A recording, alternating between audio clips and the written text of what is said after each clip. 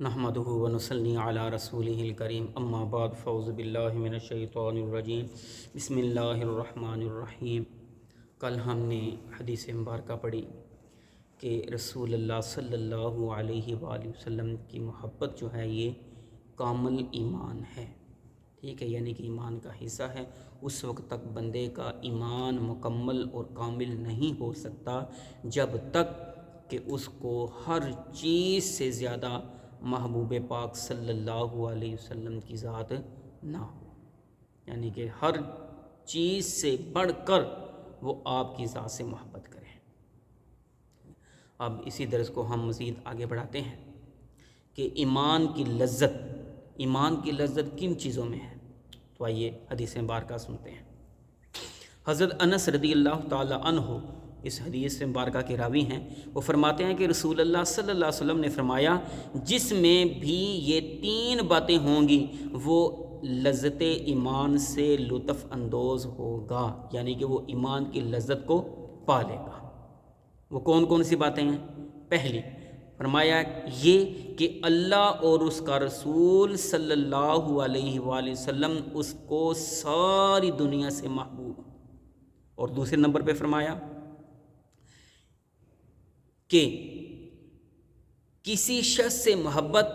محض اللہ کے لیے ہو، اور تیسرے نمبر پر فرمایا کہ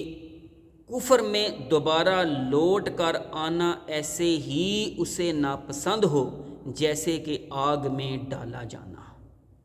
اس کا مطلب کیا ہے؟ مختصر سا مفہوم میں آپ کی خدمت میں پیش کرتا ہوں، سمجھانے کی کوشش کرتا ہوں۔ پہلے نمبر پہ فرمایا کہ جب تک، یعنی کہ تین جو ہیں باتیں جب تک اس کے اندر نہیں ہوں گی وہ ایمان کی لذت کو نہیں پائے گا۔ اب ان میں سے پہلی کون سی ہے؟ پہلی یہ ہے کہ اللہ اور اس کا رسول صلی اللہ علیہ وآلہ وسلم اس کو تمام دنیا سے جو ہے نا محبوب، ٹھیک، یعنی کہ ان کو ہی ساری دنیا سے جو ہے وہ بڑھ کر سمجھے، محبت کرے ان سے۔ پھر دوسرے نمبر پہ فرمایا کہ کسی شخص سے محبت محض اللہ کے لیے ہو، یعنی کہ اس کا مطلب یہ ہے کہ اگر انسان کسی سے محبت کرتا ہے تو وہ اللہ کی رضا کے لیے کرے، اگر کسی سے نفرت کرتا ہے پھر بھی اللہ کو خوش کرنے کے لیے کرے۔ اب یہ سوال پیدا ہوتا ہے کہ نفرت کیسے اللہ تعالیٰ سے، جی اللہ نفرت کسی سے کرنے سے اللہ تعالیٰ کیسے راضی ہوگا؟ ٹھیک ہے، تو اس کا مطلب یہ ہے کہ جو انسان کافر ہے، جو انسان اللہ تعالیٰ کی حدود کو پھلانگ جاتا ہے، ٹھیک ہے، لوگوں کے اوپر ظلم کرتا ہے، ٹھیک ہے، تو اس سے وہ اپنا تعلق نہ رکھے، اس لیے کہ یہ اللہ تعالیٰ کی حدود کو پھلانگ رہا ہے، یہ اللہ تعالیٰ کی نافرمانی کر رہا ہے، اس لیے میں اس سے جو ہے نا یہ نفرت کر رہا ہوں، بلکہ میرا اپنا کوئی ذات مفاد نہیں ہے اس میں،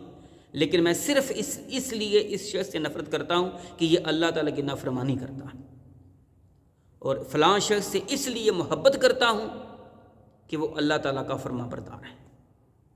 ٹھیک، تو جب یہ چیز پائی جائے گی تو وہ ایمان کی لذت کو پا لے گا، اور ایسا بندہ اللہ اور اس کے محبوب صلی اللہ علیہ وسلم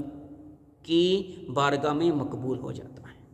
اور تیسرے نمبر پہ فرمایا کہ وہ کفر میں دوبارہ لوٹ کر جانا ایسے ناپسند کرتا ہو جیسے کہ آگ میں جانا ناپسند کرتا ہے، یعنی کہ وہ یہ کہہ، اس کا ذہن یہ ہونا چاہیے کہ جب وہ ایمان لے آئے، اب اس کو کوئی کفر کی دعوت دیتا ہے، ٹھیک ہے، تو وہ اس کے لیے اتنا ہی ناپسند ہو، ٹھیک ہے، اتنا ہی اس کو ناگوار ہو جیسے کہ آگ میں ڈالا جانا، یعنی کہ انسان جو ہے نا وہ آگ میں جانا ناپسند کرتا ہے، تو اس لیے وہ جیسے وہ آگ میں جانا ناپسند کرتا ہے اسی طریقے سے وہ کفر میں جانا بھی ناپسند کرے۔ تو فرمایا کہ جب یہ تین چیزیں اس شخص کے اندر آ جائیں گی تو وہ ایمان کی لذت کو پا لے گا۔ اللہ رب العزت کی بارگاہ میں دعا ہے اللہ تعالی ہمارے ایمان کو کامل فرمائے اور ہمیں بھی نبی پاک صلی اللہ علیہ وسلم کے نقش قدم پر چل کر اپنی زندگیوں کو بسر کرنے کی توفیق عطا فرمائے۔ آمین وما علینا الا البلاغ۔